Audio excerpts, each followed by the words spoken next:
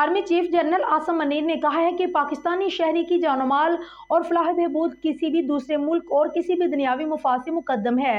निगरान वजीर आजम की सरबराही में नेशनल एक्शन प्लान की अपेक्स कमेटी का इजलास हुआ, जिसमें गैर कानूनी तारकीन वतन को मुल्क छोड़ने के लिए 1 नवंबर की डेडलाइन दे दी गई। अपेक्स कमेटी ने दहशतगर्दी के खिलाफ जीरो टॉलरेंस पॉलिसी रखने, दहशतगर्दी और उनके सहूलतकारों के खिलाफ सख्त कार्रवाइयां जारी रखने का फैसला किया। इजलास में फैसला किया गया है कि मुल्क में गैर कानूनी मुकीम गैर मुल्की 1 नवंबर की डेडलाइन तक असासे बेचकर अपने वतन वापसी के पाबंद होंगे। डेडलाइन खत्म होने पर गैर मुल्कियों को मुल्क बदर और जायदादें छीन ली जाएंगी। ज़राए के मुताबिक आर्मी चीफ ने इजलास में जोर देकर कहा है कि एक पाकिस्तानी शहरी की जान माल और फलाह बहबूद की दूसरे मुल्क और किसी भी दुनियावी मुफाद से मुकद्दम है। उन्होंने कहा है कि पाकिस्तान के पास चैलेंजेस का मुकाबला करने के सिवा कोई दूसरा रास्ता नहीं।